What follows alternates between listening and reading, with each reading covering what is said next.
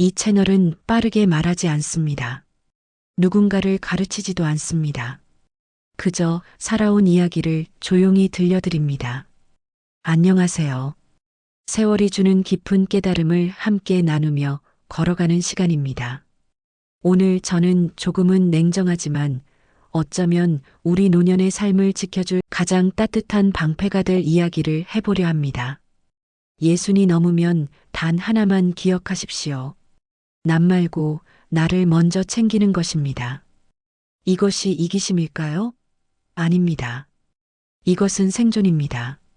돈이 없으면 병원도 못 가고 약도 못 사고 따뜻한 요양원 한 곳도 스스로 선택할 수 없습니다.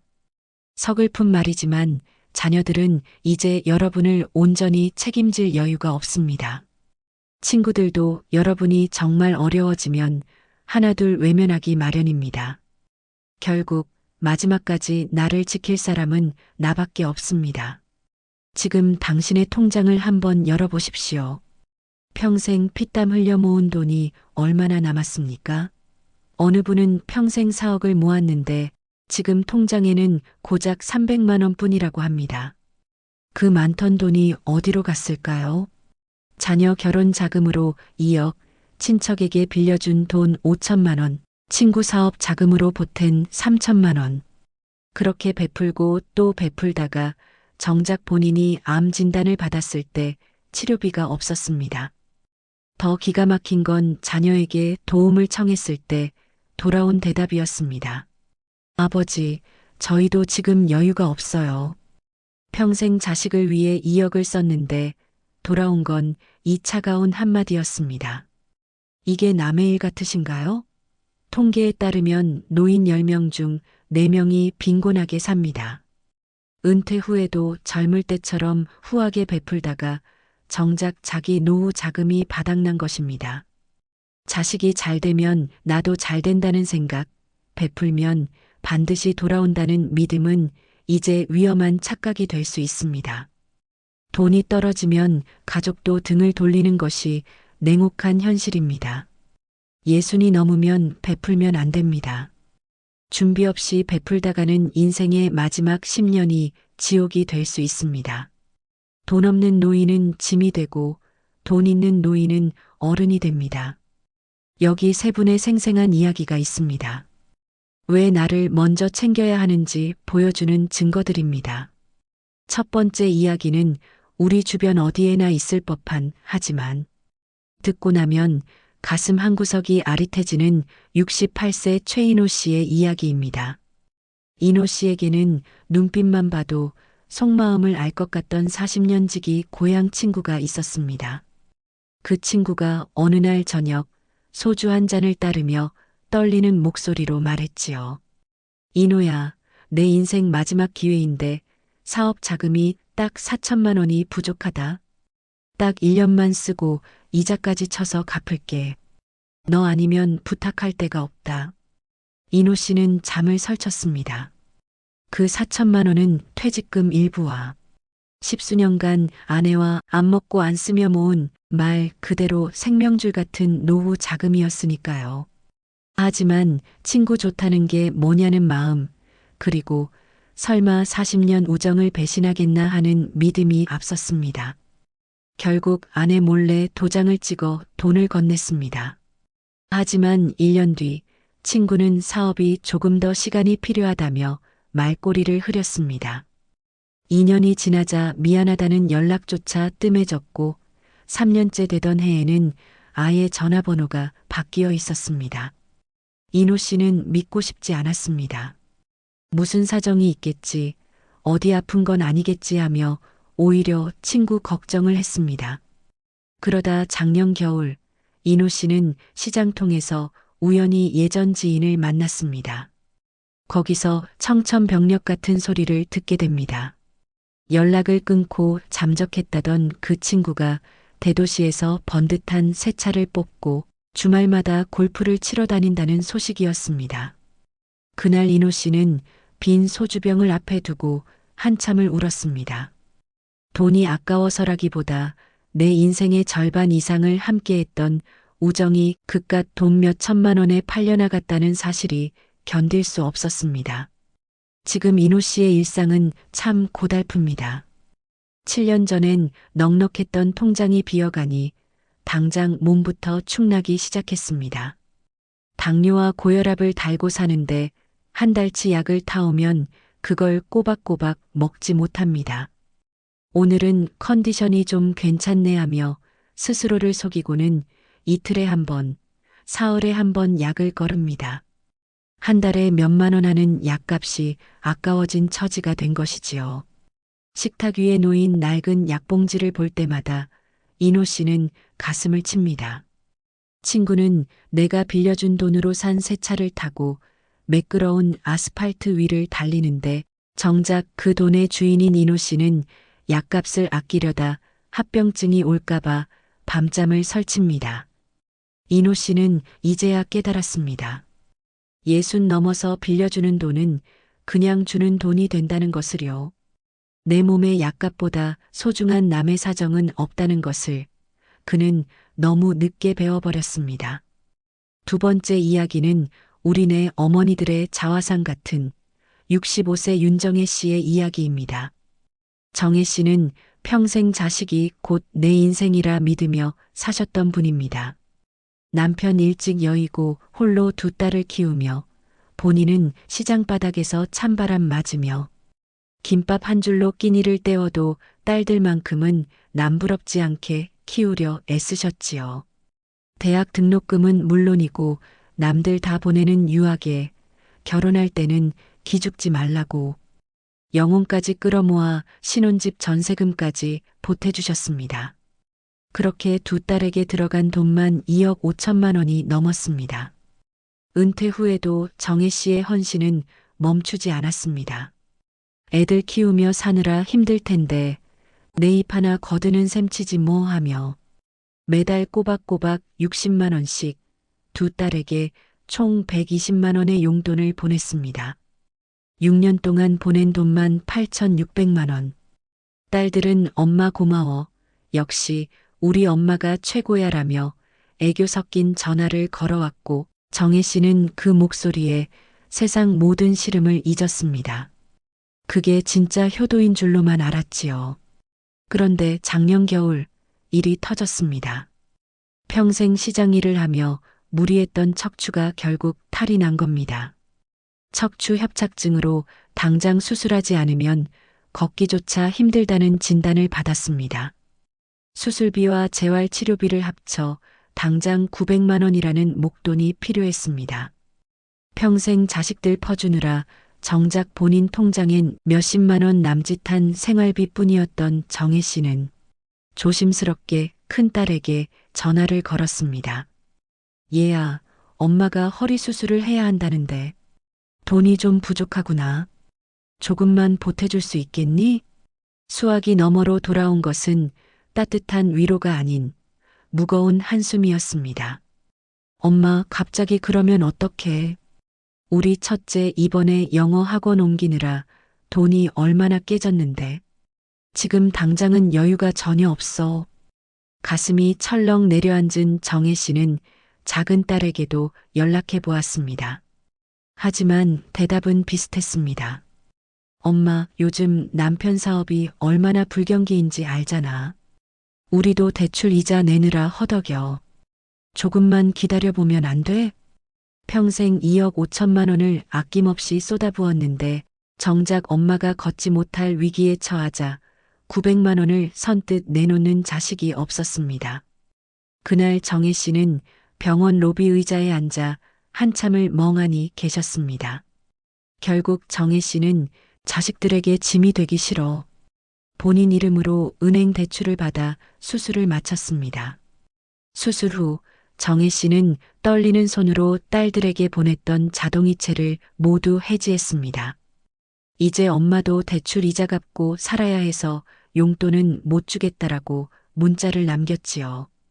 그러자 기가 막힌 일이 벌어졌습니다. 매주 안부를 묻던 딸들의 연락이 뚝 끊긴 겁니다.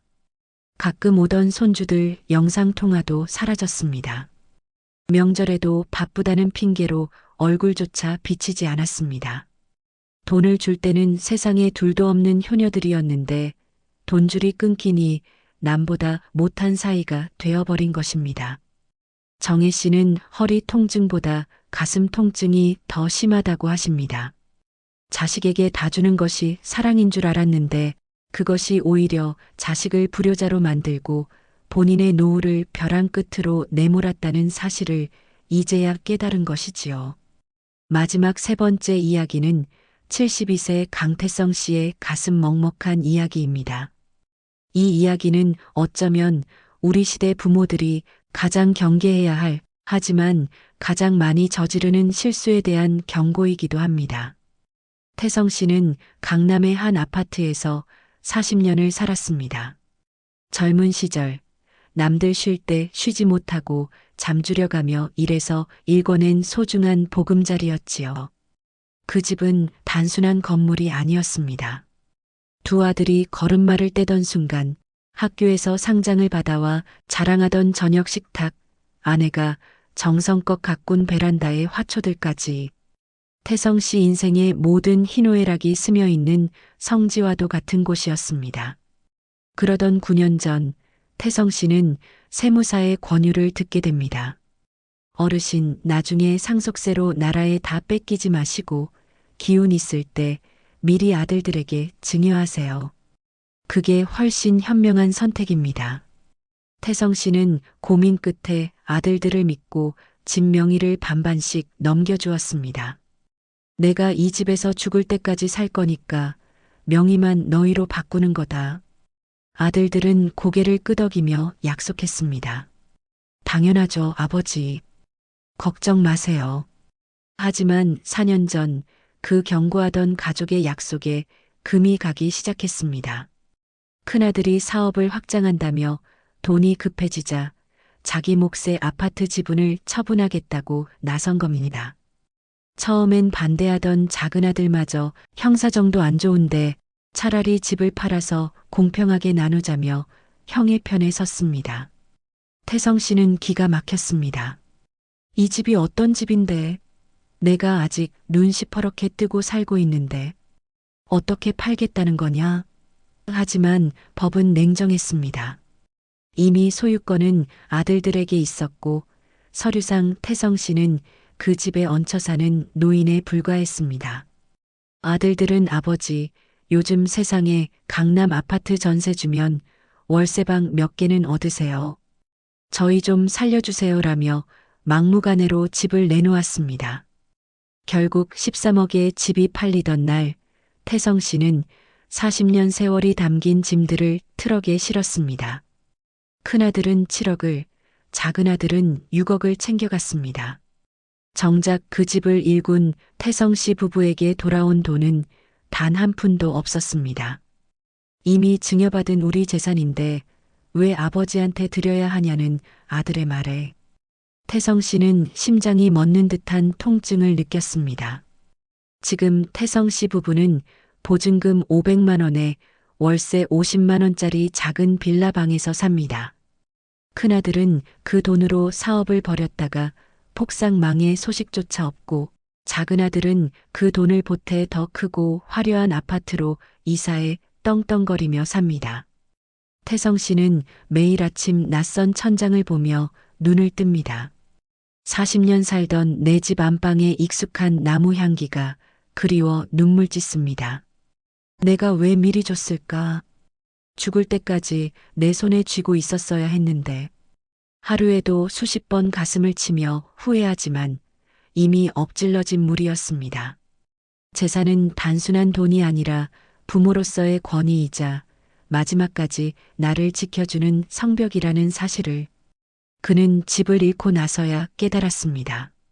이 가슴 아픈 세 분의 이야기에서 우리는 무엇을 배워야 할까요? 그저 자식 복, 친구 복이 없다고 치부하기엔 우리의 현실과 너무나 닮아 있습니다. 첫째, 예순이 넘으면 다시라는 기적은 일어나지 않습니다.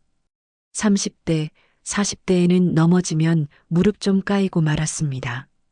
사업이 망해도 밤낮 없이 뛰면 다시 일어설 시간이 있었지요. 하지만 예순이 넘은 우리에게는 그럴 시간이 없습니다. 지금 가진 연금과 저축, 그것이 인생의 마지막 보급로입니다. 사막 한가운데서 물통 하나 들고 있는데 목마르다는 사람들에게 물을 다 나눠주면 어떻게 될까요? 결국 내 목이 말라 죽습니다. 내가 살아야 남도 보이는 법입니다. 둘째, 베풀수록 감사는 마르고 요구는 가시가 됩니다. 사람 마음이 참 간사합니다. 처음 100만 원을 줄 때는 눈물 흘리며 고마워하던 자식도 10년째 그 돈을 받으면 당연히 들어와야 할 내 수입으로 여깁니다.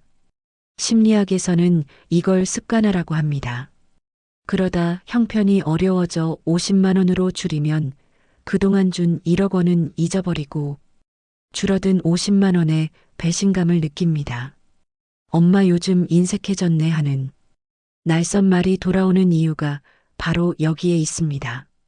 셋째, 등기부등본의 이름이 곧 내 목소리입니다. 집 소유권을 넘기는 순간 그 집에서 당신의 발언권은 사라집니다. 내 집 안방인데도 손주가 어지럽힌다고 눈치 봐야 하고 아들 내외 부부싸움 소리에 귀를 막아야 합니다. 내 이름으로 된 집과 통장이 있어야 자녀들이 함부로 대하지 못합니다. 명의를 바꾸는 건 단순히 종이를 바꾸는 게 아니라 내 삶의 주권을 넘겨주는 일입니다. 넷째, 노년의 병원비는 예고 없이 찾아오는 재앙입니다. 건강할 때는 모릅니다. 하지만 큰 수술 한 번에 1,000만 원은 우습게 깨집니다. 요양병원 한 달 비용이 간병비까지 합쳐 3, 400만 원씩 나갑니다. 자녀들도 자기 살기 바빠 부모를 모실 여력이 없습니다. 마음은 굴뚝 같아도 형편이 안 되는 걸 어쩌겠습니까?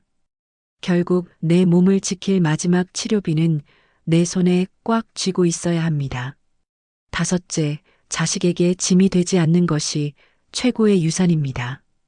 자녀가 부모에게 진짜 바라는 게 뭐라고 생각하십니까? 매달 붙여주는 용돈일까요? 아닙니다. 부모님이 어디 아프지 않고 돈 걱정 없이 당당하게 사시는 것입니다. 내가 경제적으로 안정되어 있어야 자식들도 마음 놓고 자기 인생을 삽니다. 내가 무너지면 자식들의 삶도 함께 흔들립니다. 그렇다면 구체적으로 어떻게 해야 할까요? 오늘부터 당장 여러분의 소중한 울타리를 치는 6가지 방법입니다. 1. 오늘부터 지갑을 무겁게 닫으세요.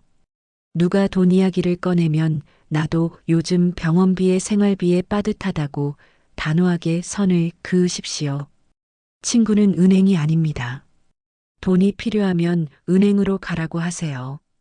자녀가 사업 자금이 필요하다고 하면 마음으로 응원하고 정성 담긴 집밥 한 끼 대접하십시오. 엄마가 돈은 없어도 너를 위해 기도할게라는 말이면 충분합니다. 돈으로 맺어진 관계는 돈이 사라지면 함께 무너집니다. 2. 죽는 날까지 명의는 내 이름으로 두세요. 상속세 몇 천만 원 아끼려다 월세방으로 쫓겨난 강태성 씨를 떠올리십시오. 자식들이 섭섭해한다고요? 그 섭섭함은 며칠 가지만 거리에 나앉은 고통은 평생 갑니다. 재산은 죽는 날까지 내 이름이어야 존중이 따릅니다. 나 죽으면 다 내 건데 뭘 그리 서두르니 하고 웃으며 넘기십시오. 3. 밑 빠진 독 같은 정기 용돈을 중단하세요. 매달 자동이체로 나가는 돈은 공기처럼 당연해집니다. 오늘 당장 중단하고 차라리 그 돈을 모아두었다가 생일이나 입학식 같은 특별한 날에만 깜짝 선물로 주십시오. 그래야 받는 사람도 그 소중함을 알고 주는 당신의 얼굴도 더 빛이 납니다. 4. 체면 차리는 경조사비부터 줄이세요. 사촌의 팔촌 결혼식까지 다 챙길 필요 없습니다. 10만 원, 20만 원씩 낼 때마다 여러분의 노후 약값이 깎여나간다고 생각하십시오. 5만 원이면 충분하고 정말 멀면 마음만 전하십시오. 나중에 내가 병원 누워 있을 때 그 사람들이 병원비 보태줄 것 같습니까? 체면은 배를 채워주지도 아픈 몸을 고쳐주지도 않습니다. 외식과 선물의 화려함을 버리세요. 자식들 올 때마다 밖에서 소고기 사주고 갈 때마다 바리바리 들려보내지 마세요. 그 한 번의 외식비 10만 원이면 나중에 간병인 하루 일당입니다. 소박한 나물 반찬에 된장찌개 끓여서 집에서 드십시오. 자식들은 부모님과 나누는 따뜻한 대화를 기억하지 비싼 식당의 메뉴를 기억하지 않습니다. 6. 달콤한 투자는 독약이라 생각하세요. 이것만 하면 원금의 2배다. 아는 사람만 아는 정보다. 이런 말에 속지 마세요. 예순 넘어서는 버는 게 아니라 지키는 게 이기는 것입니다. 금리가 낮아도 원금이 지켜지는 은행 예금이 최고입니다. 수익 욕심에 손댔다가 날린 돈은 다시는 돌아오지 않습니다. 철학자 아리스토텔레스는 중용을 말했습니다. 젊을 때는 많이 베풀었을지 몰라도 이제는 나를 지키는 것이 진정한 균형입니다. 마르쿠스 아우렐리우스는 통제할 수 없는 것에 에너지를 쓰지 말라고 했습니다. 남이 나를 어떻게 생각할지, 자식이 고마워할지는 우리가 통제할 수 없습니다. 오직 내 돈을 지키고 내 건강을 챙기는 것만이 우리가 통제할 수 있는 일입니다. 예순 이후의 삶은 베푸는 시기가 아니라 거두는 시기입니다. 평생 희생하며 살았으니 이제는 그 열매를 누릴 차례입니다. 모든 사람과 잘 지내려고 애쓰지 마십시오. 진짜 관계는 돈 없이도 유지됩니다. 3달만 돈을 쓰지 않아 보십시오. 그때도 곁에 남는 사람이 진짜 친구입니다. 혼자 있는 시간을 두려워하지 마십시오. 고독 속에서 비로소 타인의 눈치를 보지 않는 자유를 찾을 수 있습니다. 이것은 이기심이 아니라 지혜로운 생존 방식입니다. 여러분이 당당하게 서 있어야 주변 사람들도 흔들리지 않습니다. 오늘부터 시작하십시오. 자녀에게 미안해하지 말고 친구에게 눈치 보지 마십시오. 여러분은 그럴 자격이 충분합니다. 오늘 저녁부터는 외식 대신 소박한 집밥을 드시고 돈을 빌려달라는 요청에는 단호히 거절하십시오. 처음 일주일은 마음이 불편하겠지만 시간이 지나면 늘어나는 통장 잔고와 함께 여러분의 마음도 평온해질 것입니다. 여러분의 노후는 여러분 스스로가 지키는 것입니다. 돈이 있어야 선택할 수 있고 돈이 있어야 존중받으며 돈이 있어야 마지막까지 당당할 수 있습니다.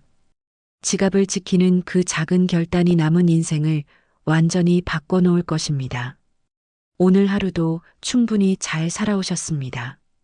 이 자리에서 당신의 이야기를 함께 할 수 있어 고맙습니다.